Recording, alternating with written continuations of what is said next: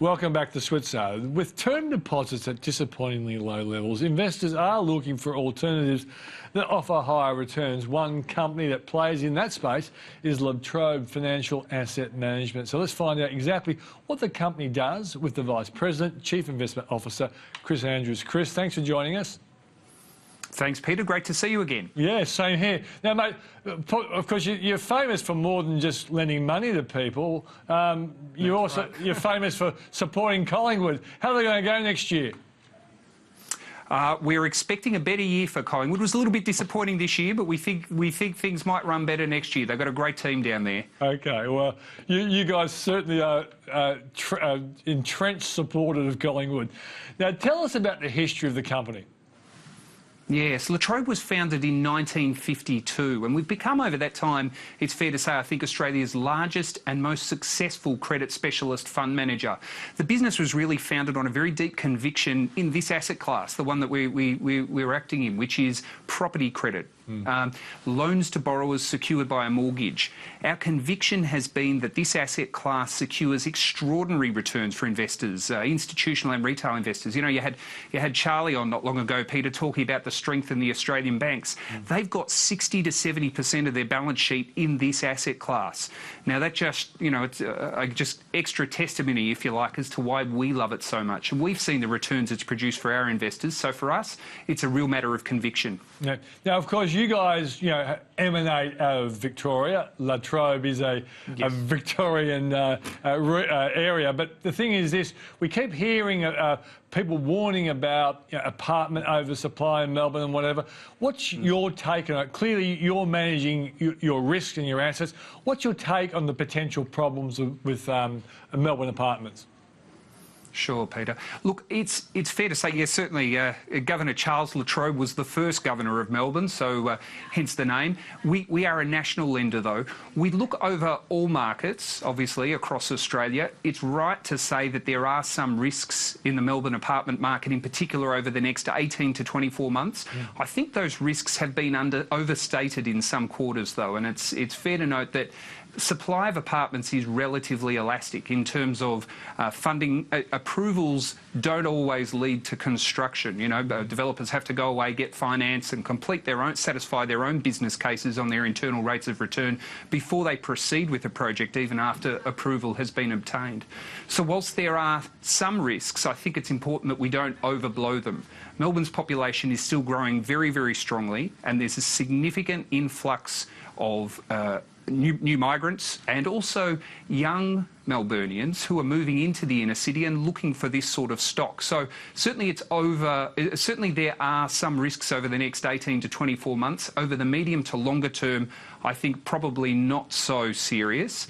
But it's fair to say apartment lending and certainly construction and development of apartments is one area that La Trobe Financial hasn't been significantly involved in over the years. One thing I will say, that all the experts on the Melbourne property market seem to be coming from overseas rather than local. And that's, of course, because they are, you know, second-rate experts. But let's go back to what you guys actually do. Explain the business model.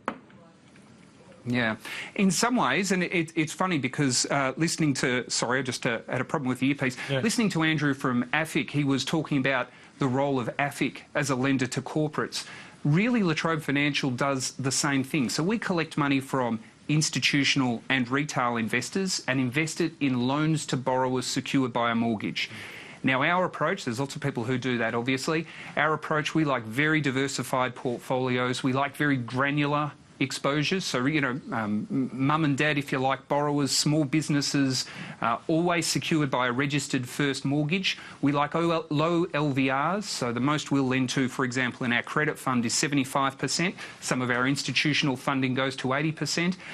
But that's the sort of profile of asset that we really, really like. And we really probably the thing that we are most proud of is that over our history since 1952, dealing with over $13 billion worth of mandates from institutional investors and also investors in our pooled retail accounts, none of those investors, none of our institutional investors or investors in our retail pooled accounts have ever lost a cent of capital. we're sort of, I guess, a bit old-fashioned in that way. We sort of take the view that a return of capital is just as important as a return on capital, if not more so. So that's something that we take very much to heart. Okay, so what's your outlook for interest rates and how are you guys going to play that? Yes, we copped a bit of flack sort of 2 or 3 years ago. We came out in the market and said we thought that interest rates were going to remain around these sorts of levels for the next decade. That wasn't a particularly popular view at the time, but we frankly haven't seen anything that would make us change our view. Interest rates across the world, if you look at the views of central banks, they're just talking now in the US about perhaps in December to make their first tentative rate rises, and markets are jittery. So we don't see that there's going to be any real big change, certainly not upwards, in interest rates for at least the medium term. Now, that's obviously a disaster for savers, for people who are at retirement, who are relying on interest-type investments to produce the income that they need to live on. And that's where our investment portfolio fits in. So that's the approach we've been taking. Okay, and so what's your view on the Aussie economy over the next two years or so? Certainly there are challenges, and it seems if you read the press now, all we ever hear about are the challenges. We hear, you know, about the political instability that's affecting the world, debt levels in China, the political instability in the US, obviously, those sorts of things. But if you look at the broader picture, we see an Australian economy where you've got unemployment at 5.6%, and that's a strong number. We see an Australian economy that is rebalancing very strongly from Australia's largest ever mining boom, and it's done that without a recession, let alone a depression. It's really quite unprecedented the way the Australian economy has performed, and you know, so I suppose what you would say is that we are cautiously optimistic. There will always be challenges. Economies are living, breathing things, and we can't afford to relax. As an economy, we've got to continue to find the next source of growth, the next source of national income, and that's sort of the never-ending challenge. But we are sort of optimistic, cautiously, over the medium to longer term. Chris, thanks for joining us on the show. Great. Thanks, Peter. Really great to be with you.